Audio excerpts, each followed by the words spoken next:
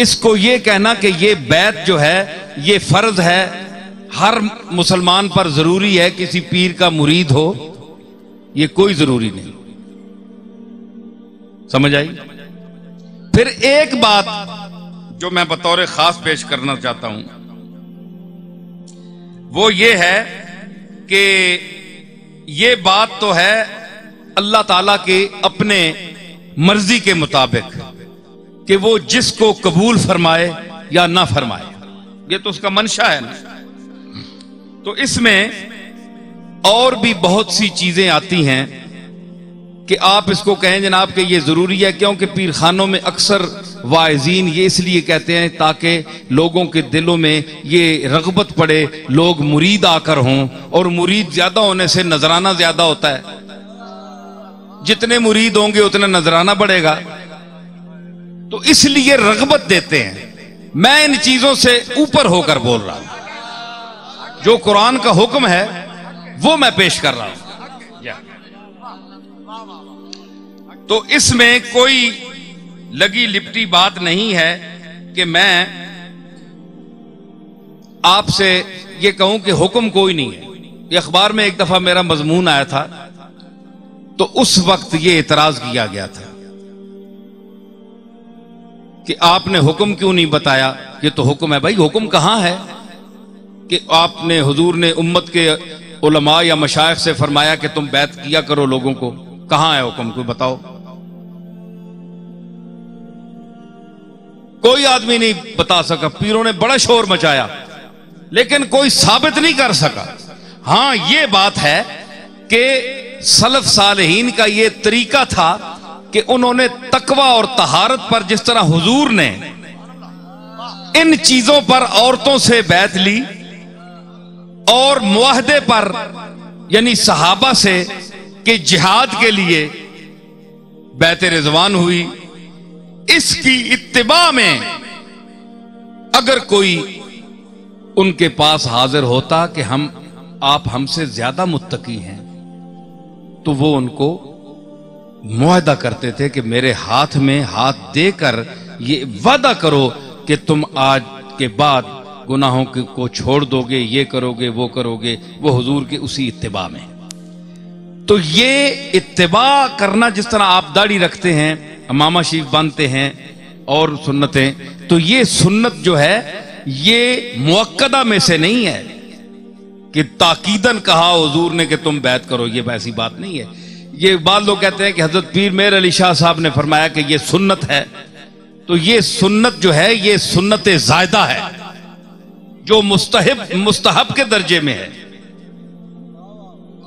क्योंकि शाह अब्दुल हक मुहद्दिस देलवी ने मदारिजुन नबूवत की जिल्द अव्वल में ऐसे मसाइल लिखे हैं जो उन पर लफ्ज सुन्नत का बोला है लेकिन वो दर्जे इस्तेहबाब में हैं। तो मुस्तहब चीजों को भी सुन्नत के दर्जे में उन्होंने लिखा है। तो अगर हजरत पीर मेर अली शाह साहब ने मुरव्वजा बैत को सुन्नत फरमाया है तो वो सुन्नत इस दर्जे की नहीं है कि मुअक्कदा नहीं है, गैर मुअक्कदा। तो मतलब है कि आप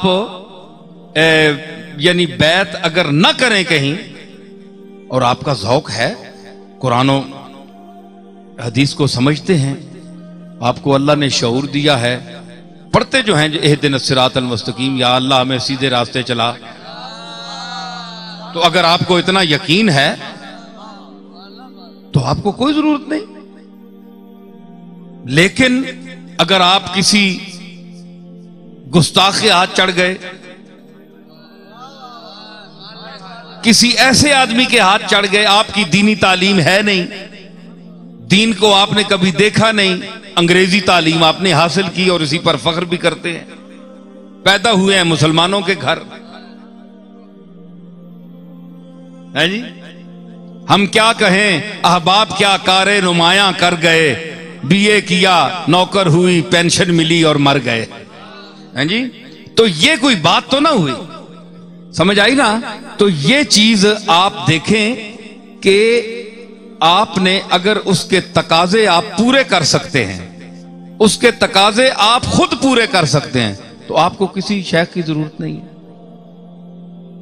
तो बाद लोग कहते हैं जिसका कोई शेख नहीं उसका शेख शैतान है, यह भी गलत बात है, यह कोई हदीस नहीं है, यह गलत है,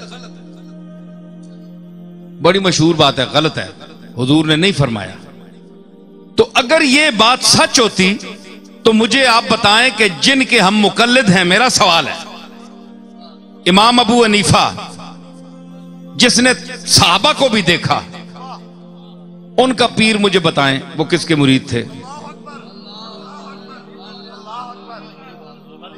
क्या इमाम अबू हनीफा किसी के मुरीद थे? इमाम शाफी किसी के मुरीद थे? इमाम मालिक, इमाम अहमद इब्न हंबल, इमाम मोहम्मद, इमाम जुफर, इन फुकहा का और बड़े बड़े ये जो उलमा गुजरे हैं हमारे फुकहा मुहद्दिसीन, बुखारी का मुझे पीर बताएं, तिरमिज़ी का, इब्ने माजा का, नसाई का, ये जितने मुहद्दिसीन हैं इनका कोई पीर नहीं है, कोई शेख नहीं। ये खुद अल्लाह ने इतनी सलाहियत दी थी कि कुरान और सुन्नत के हवाले से ये खुद मंजिल पर पहुंच गए।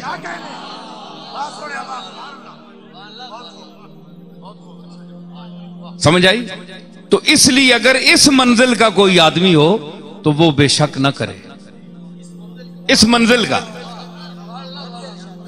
तो अगर इस बदअकीदगी के दौर में आपने बचना है और अपनी तालीम भी आपके पास नहीं है,